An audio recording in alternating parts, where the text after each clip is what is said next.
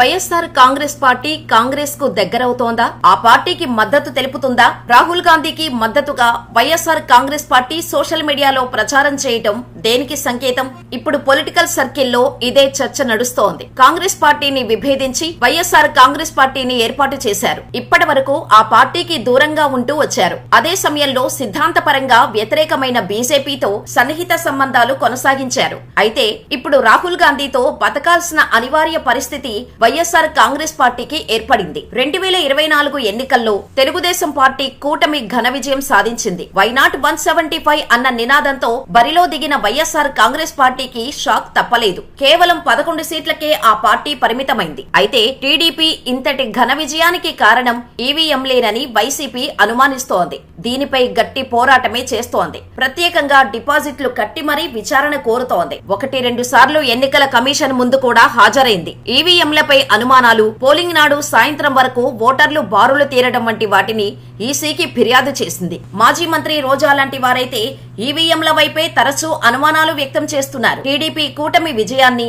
ఈవీఎంల విజయంగా అభివర్ణిస్తున్నారు. అయితే జాతీయ స్థాయిలో ఇప్పుడు ఇదే అంశంపై గళం ఎత్తుతున్నారు కాంగ్రెస్ అధినేత రాహుల్ గాంధీ. ఎలక్షన్ కమిషన్ సరైన చర్యలు తీసుకోవటం లేదని, తన అనుమానాలు అలాగే ఉన్నాయని చెబుతున్నారు. దేశవ్యాప్తంగా కొత్త ఓటర్ల చేరిక వెనుక కుట్రకోణం ఉందని మండిపడుతున్నారు. ఇదంతా నిరూపించేందుకు తాము సిద్ధంగా ఉన్నామని స్పష్టం చేస్తున్నారు. దేశవ్యాప్తంగా ఎన్నికల నిర్వహణ తీరు బాగలేదని ఉదహరిస్తూ చెబుతున్నారు రాహుల్ గాంధీ. 2024 సార్వత్రిక ఎన్నికల్లో చాలా రకాల తప్పిదాలు జరిగాయని, అనేక రకాల అనుమానాలు ఉన్నాయని చెబుతున్నారు రాహుల్. అయితే సార్వత్రిక ఎన్నికలతో పాటు ఏపీ అసెంబ్లీ ఎన్నికలు కూడా జరిగాయి. తద్వారా ఏపీలో సైతం అక్రమాలు జరిగినట్టు రాహుల్ గాంధీ ఆరోపించినట్టు అయింది. దీంతో వైసీపీ సోషల్ మీడియా యాక్టివిస్టులు రాహుల్ గాంధీని సమర్థిస్తూ పోస్టులు పెడుతున్నారు. దీంతో కాంగ్రెస్ పార్టీకి వైసీపీ దగ్గరవుతుందా అన్న అనుమానాలు కూడా పెరుగుతున్నాయి. అయితే ప్రస్తుతం ఏపీలో ఎన్డీఏ కూటమి బలంగా ఉంది. కానీ ఇండియా కూటమికి కనీస ప్రాతినిధ్యం లేదు.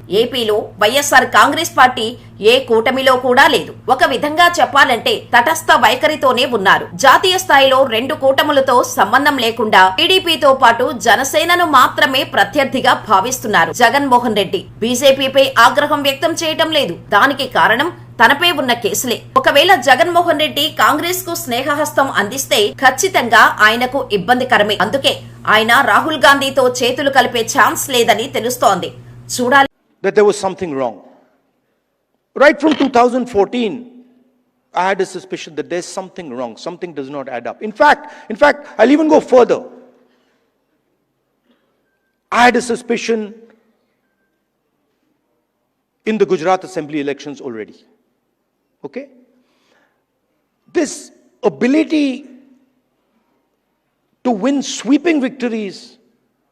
Congress party doesn't get a single seat in Rajasthan, doesn't get a single seat in Madhya Pradesh, doesn't get a single seat in Gujarat. This was surprising to me.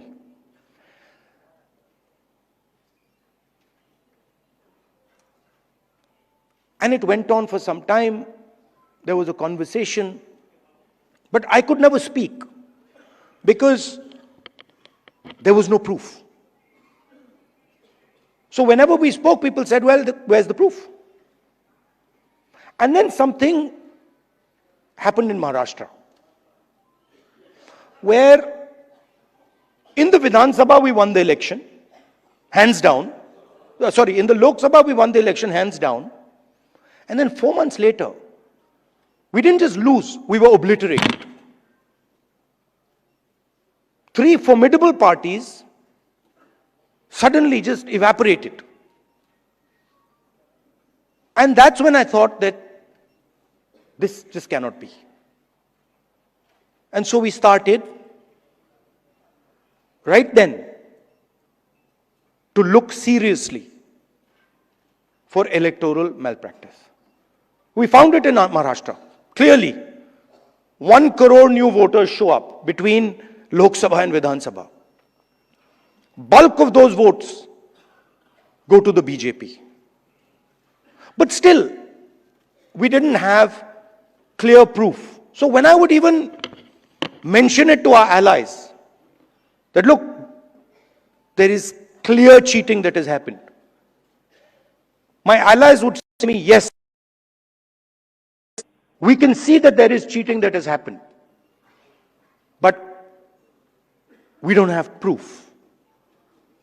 And now, I say with absolutely no doubt that we have proof. And we have such proof. We have such proof that will show the whole country that the institution of the Election Commission does not exist. That it has disappeared. It has taken us 6 months. 6 months of non-stop work to find this proof. Why? Because the Election Commission does not give us electronic versions of the voter list. It gives us paper versions, and you'll be shocked to know, as I was, that when they give booth-wise paper versions of the voting list, that document cannot be scanned, it cannot be copied. Meaning you put it into a scanner, nothing comes out. Why would the Election Commission scan protect, copy protect the voter list? Now, you'll be shocked at the amount of detail we've gone into. And you will see, with no doubt, zero doubt, how a Lok Sabha election is stolen.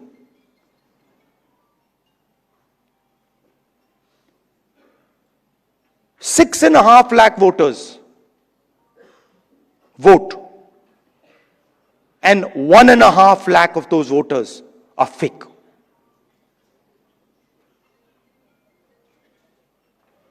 Six and a half lakh voters vote, 1.5 lakh voters are fake. It's on paper. Documentation that we got from the Election Commission. Voter list that we got from the Election Commission. Physical paper. Where we went comparing photograph by photograph by photograph, name by name by name. 6.5 lakh people. Comparing one photograph to 6.5 lakh other photographs. And I'm proud of the work that the Congress party did. And you will see the shockwave that is going to go through the electoral system when we release this data. It's literally like an atom bomb. Because the truth, my friends, is that the election system in India is already dead. Please remember one thing. The Prime Minister of India is the Prime Minister of India with a very slim majority. If 10, 15 seats were rigged, and we suspect actually the number is much closer to 70, 80, 100.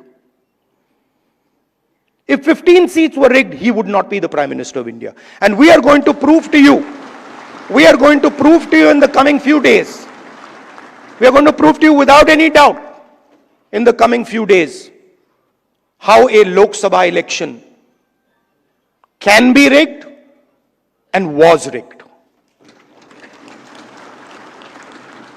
So,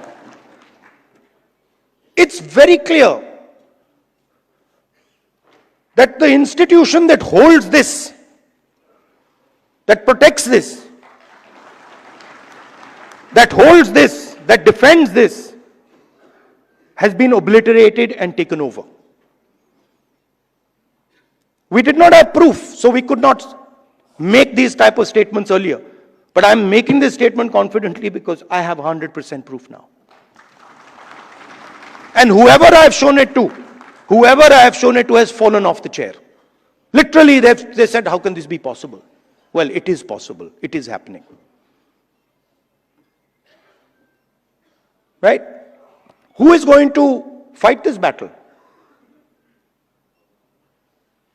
Only you people can fight this battle. Frankly, we non-legal people don't even know how to fight this battle. We can fight the political battle. We can fight the battle on the streets. We can fight in the villages. We can fight in the city. We can't fight in the courts. We don't know how to. And so, you are the people who have to defend the Constitution in the courts. You know, I had a document. We had a document some years back on the Rafale deal. Randeep is looking at me. Document that said clearly, black and white, that the Prime Minister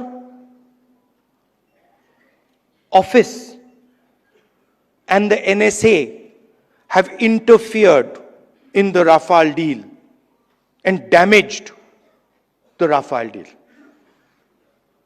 This document itself would have brought down any government in any country of the world. Nothing happened. Nothing happened. You know where the document went. You know where the document died. Nothing happened. I'm fighting 30 cases. Anyone who fights the regime, any political person, anybody who works in the NGOs, civil society knows that the moment you oppose,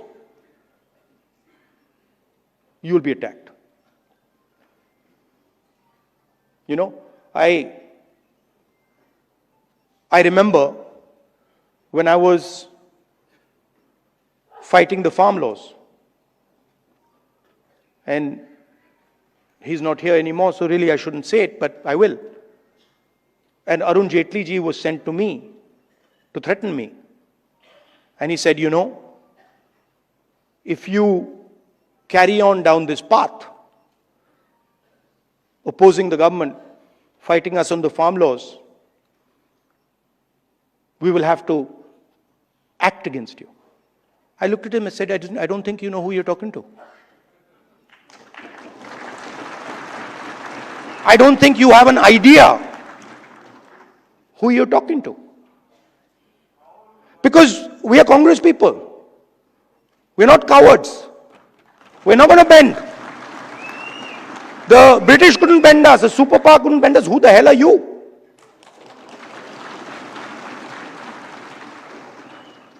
And wherever you look, the problem exists. I mean, I've said it clear as day here, that we have 100% proof. Watch the newspapers and the media tomorrow. They'll be talking about Bollywood, about how, you know, about how there was a fantastic dance, amazing solar eclipses taking place, something they'll come up with. And so this is a full-scale attack. And it's not just an attack on the Constitution. Because this book is a manifestation of India's identity. It's a manifestation of our history, of our culture, of our tradition, of our religion. This is not written in 1947, in 1950.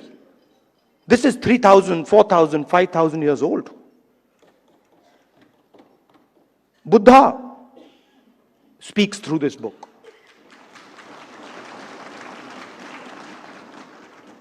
Narayana Guru, Basavana, Ambedkar, Periyar, everybody who's been anybody in this country. Right? Anybody who's been, you look, anybody, and in every state there are there. In Assam, Gaurav will tell you. Right? In Tamil Nadu, in Karnataka, in Uttar Pradesh, Kabir, there's a list. So this is not something that we dreamt up in 1947 or 1950. This is something, this is our blood. And how dare you attack our blood? Right? So we are not just, we must remember, we are not just defending this red book, this legal document. We are defending our way of life.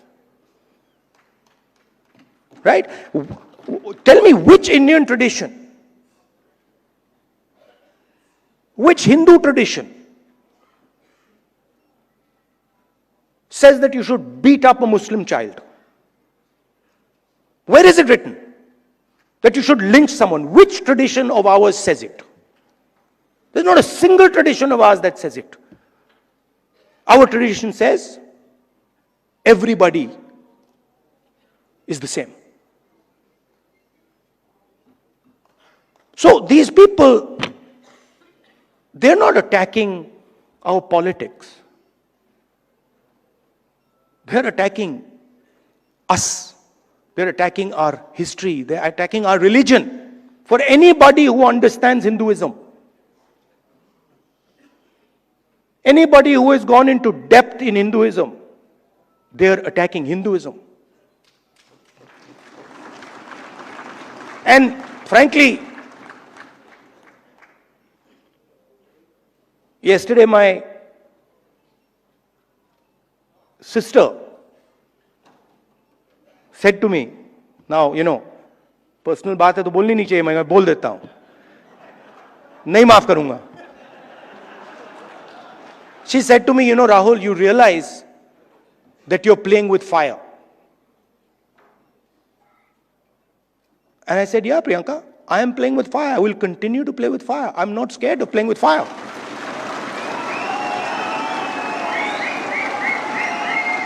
I have come here. Look, I am eventually, like most of you, I'm going to end up in the fire. Right? So what is the problem playing with the fire? My family has taught me that. My family has taught me do not be scared of cowards. My family has taught me that the most cowardly thing you can do ever is be scared of a coward. Right? And that's who we are dealing with. You please understand. That's exactly who we're dealing with. And my sister will tell you. Someday she'll also give a open-hearted speech and she'll tell you exactly the extent to which the ruling ideology is based in cowardice.